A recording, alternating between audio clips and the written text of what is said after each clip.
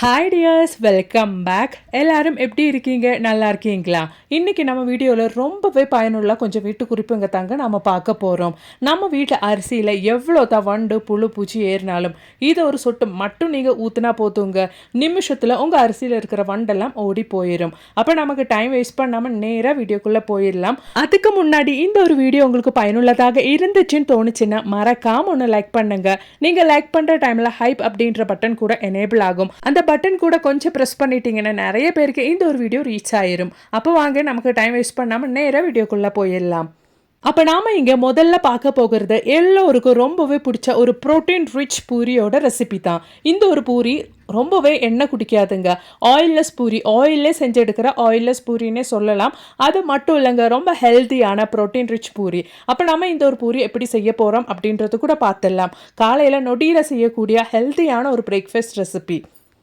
அப்போ நமக்கு ரெசிபிக்காக வேண்டிட்டு ஒரு 1/4 பவுல் அளவுக்கு இந்த ஒரு பவுலில் தான் நான் மெஷர் பண்ணி எடுத்திருக்கேன். நான் இங்கே கடலை தான் எடுத்திருக்கேன். அந்த கடலை தோலோடு தான் சேர்த்துருக்கேன், நல்லா வறுத்த கடலை தான். அதோடவே ஒரு 1/2 கப்பு அளவுக்கு நம்ம உளுந்து சேர்த்துக்கலாம். உளுந்தும் கடலையும் நல்லா வாஷ் பண்ணிவிட்டு நம்ம அது ஊற வச்சுக்கலாங்க. ஒரு 1.5 ஹவர்ல இருந்து 2 ஹவர் வரைக்கும் நம்ம இது நல்லா ஊற வச்சதுக்கு அப்புறமேட்டு ஃபைனாக நம்ம இதை அரைச்சி எடுக்கணும். ரொம்பவே டேஸ்டியான ஹெல்த்தியான ஒரு ப்ரோட்டீன் ரிச் பிரேக்ஃபாஸ்ட் தான் நம்ம இங்கே பார்க்க போகிறோம். குழந்தைங்களும் ரொம்ப டேஸ்டியாக இஷ்டப்பட்டு இந்த ஒரு பிரேக்ஃபாஸ்ட் சாப்பிடுவாங்கங்க. அவ்வளோதான். இப்போ 2 ஹவர் முடிஞ்சிருச்சு. நம்மளோடது உளுந்தும் அது மாதிரி கடலை எல்லாம் நல்லாவே ஊறி வந்துருச்சு. இப்போ நாம் இந்த தண்ணியோடவே மிக்ஸி ஜாரில் போட்டு நல்லா அரைச்சி எடுத்துடலாம். பாருங்க, உளுந்தும் கடலையும் நல்லா இந்த ஒரு கன்சிஸ்டன்சியில் தான் நான் அரைச்சி எடுத்திருக்கேன். இப்போ நம்ம மிக்ஸி ஜாரில் இருந்து ஒரு பவுலுக்கு இதை ட்ரான்ஸ்ஃபர் பண்ணிடலாங்க. இந்த ஒரு கன்சிஸ்டன்சியில் தான் நம்ம அரைச்சி எடுக்கணும். அவ்வளோதான். இப்போ மிக்ஸி ஜாரில் இருந்து நம்ம இதை ஒரு பவுலுக்கு ட்ரான்ஸ்ஃபர் பண்ணுறோம். இப்போ நம்ம அரைச்சி சேர்த்த அந்த ஒரு மிக்ஸு கூட 1 டீஸ்பூன் அளவுக்கு ஜீரகம் சேர்த்து கொடுத்துடலாம்.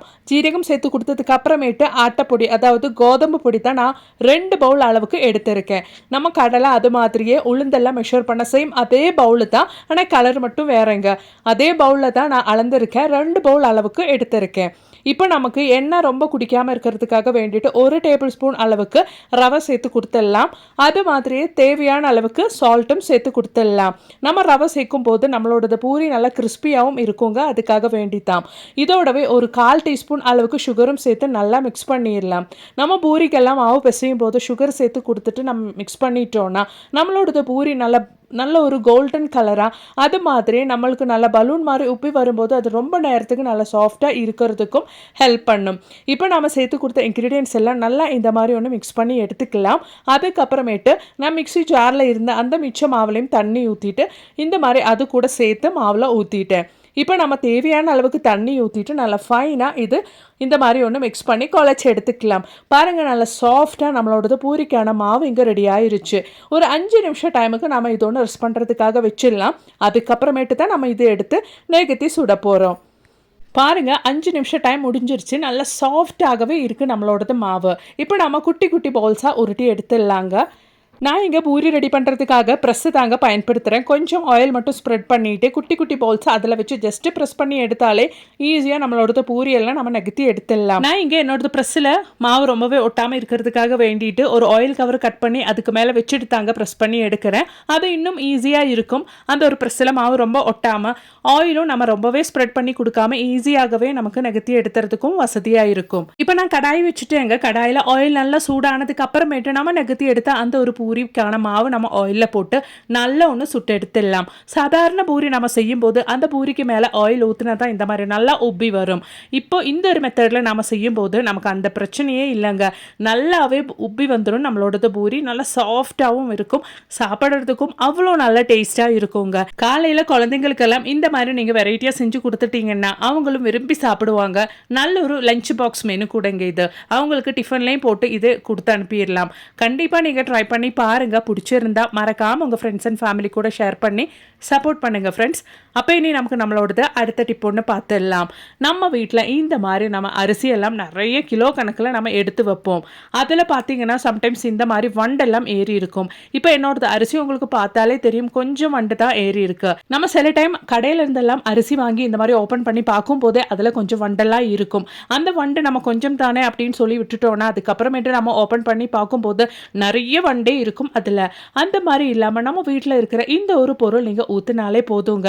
எவ்வளோ வண்டு இருந்தாலும் நிமிஷத்தில் அதெல்லாம் அந்த ஒரு ஸ்மெல்லுக்கு ஓடி போயிடும். அப்போ தான் அதுக்காக வேண்டிட்டு நான் அந்த வண்டு இருக்கிற அரிசிக்கு மேலே ஒரு பவுல் வச்சுருக்கேங்க. அந்த பவுலுக்குள்ளே நான் சிந்தட்டிக் வினிகர் தான் ஊற்றிட்டு இருக்கிறேன். அதாவது நம்ம ஊறுகாய்க்கெல்லாம் பயன்படுத்துகிற வினிகர் தான்.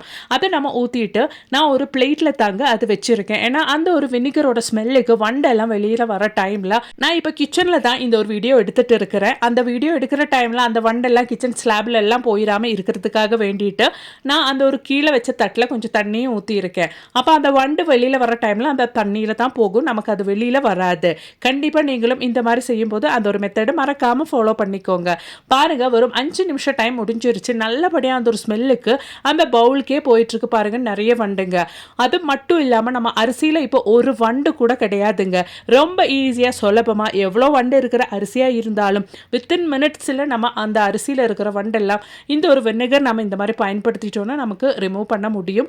கண்டிப்பாக நீங்கள் பாருங்கள், அந்த ஒரு ஸ்மெல்லோட காட்டுக்கு அந்த வண்டெல்லாம் எப்படி தலை தெரிச்சு ஓடுது அப்படின்றது உங்களுக்கு பார்க்க முடியும்.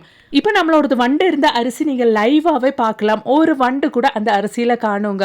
வெறும் 5 நிமிஷம் டைமுக்கே அந்த ஒரு சிந்தட்டிக் வினிகரோட ஸ்மெல்லுக்கு நம்ம அரிசியில் இருந்த வண்டெல்லாம் அந்த பவுல்லையும் அது மாதிரி கீழே நம்ம வச்சுருந்தா அந்த ஒரு பிளேட்டில் இருக்கிற தண்ணியிலையும் நிறைய வண்டுங்க வந்துருச்சுங்க. ரொம்பவே ஈஸியாக சுலபமாக வித்தின் மினிட்ஸில் நமக்கு நம்ம அரிசியில் இருக்கிற வண்டெல்லாம் இந்த மாதிரி கூட ரிமூவ் பண்ணிடலாம். அது இல்லாமல் இன்னொரு மெத்தடு கூட நம்ம பார்த்துடலாங்க. அதுக்காக வேண்டிட்டு நான் இன்னொரு பவுலில் கூட அரிசி இந்த மாதிரி வண்டு இருக்கிற அரிசி எடுத்திருக்கேன். உங்களுக்கு பார்த்தாலே தெரியும் அந்த அரிசியிலையும் வண்டு இருக்கு. இப்போ என்கிட்ட இருக்கிற அரிசியில் கொஞ்சம் வண்டு தாங்க இருக்கு. எவ்வளோ வண்டு இருக்கிற அரிசியாக இருந்தாலும் இந்த ஒரு மெத்தடு நீங்கள் ஃபாலோ பண்ணி பாருங்கள். வித்தின் மினிட்ஸ்லேயே உங்கள் அரிசியில் இருக்கிற எவ்வளோ வண்டாக இருந்தாலும் தலை தெறிக்க ஓடிடுங்க. பாருங்கள், அவ்வளோதான். நான் வண்டு இருக்கிற அரிசி எடுத்து வச்சிருக்கேன். இப்போ நான் இங்கே ஒரு பவுல் அளவுக்கு அரிசி எடுத்திருக்கேன். அந்த ஒரு பவுல் அளவுக்கு அரிசியில் ஒரு 1/4 டீஸ்பூன் அளவுக்கு சில்லி பவுடர் தாங்க சேர்த்து கொடுக்குறேன். மிளகு பொடி தான் சேர்த்து கொடுத்துருக்கேன். அதுக்கப்புறமேட்டு நல்லா இந்த மாதிரி அரிசி முழுவதும் நீங்கள் மிக்ஸ் பண்ணி கொடுத்துக்கோங்க. நீங்கள் ஜாஸ்தி அரிசி எடுத்துகிட்டு வண்டு எடுக்கிறீங்கன்னா அதுக்கு தகுந்த மாதிரி நீங்கள் மிளகு பொடி சேர்த்து கொடுத்துக்கோங்க. அதுக்கப்புறமேட்டு வண்டு வெளியில் வர டைமில் கிச்சன் ஸ்லாப்ல எல்லாம் ஆகாமல் இருக்கிறதுக்காக வேண்டிட்டு ஒரு பிளேட் நான் கீழே வச்சு அதுலேயும் தண்ணி ஊற்றியிருக்கேங்க.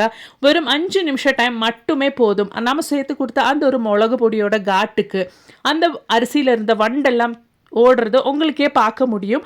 அந்த கீழே இருந்த வண்டெல்லாம் அந்த ஒரு மிளகு பொடியோட ஸ்மெல்லுக்கு அந்த அரிசிக்கு மேலே வர்றது உங்களுக்கே பார்க்க முடியும். அவ்வளோ நல்ல ரிசல்ட்டும் நமக்கு கிடைக்குங்க. இப்போ பாருங்கள், கொஞ்சம் நேரம் முடிச்சு நான் அந்த அரிசியெல்லாம் பார்க்கும்போது அதில் வண்டே கிடையாது. நம்ம பயன்படுத்துகிற அரிசி நம்ம இந்த மாதிரி வண்டு எடுத்ததுக்கு அப்புறமேட்டு மிளகுபடி தானே ஈஸியாக நம்ம வாஷ் பண்ணி அதை க்ளீன் பண்ணி எடுத்துடலாம். பாருங்கள், நல்லபடியாக நம்மளோட அரிசியில் இருக்கிற வண்டெல்லாம் க்ளீன் ஆயிடுச்சு. அந்த வண்டெல்லாம் கீழே இருக்கிற தட்டில் உங்களுக்கு பார்த்தாலே தெரியும் அந்த தண்ணியில் நல்லபடியாக நமக்கு விழுந்துட்டு இருக்குது. கண்டிப்பாக இந்த ஒரு மெத்தடு உங்களுக்கு ரொம்பவே பயனுள்ளதாக இருந்திருக்கும் நான் நினைக்கிறேன். அது மாதிரியே இந்த ஒரு வீடியோ உங்களுக்கு பயனுள்ளதாக இருந்துச்சுன்னு தோணுச்சுன்னா மறக்காமல் உங்கள் ஃப்ரெண்ட்ஸ் அண்ட் ஃபேமிலி கூட ஷேர் பண்ணி சப்போர்ட் பண்ணுங்கள் ஃப்ரெண்ட்ஸ். அது மட்டும் இல்லை, நிறைய வீடியோஸ் நான் என் சேனலில் ஆட் பண்ணியிருக்கேன். கொஞ்சம் செக் பண்ணி பாருங்கள். தேங்க்ஸ் ஃபார் வாட்சிங்.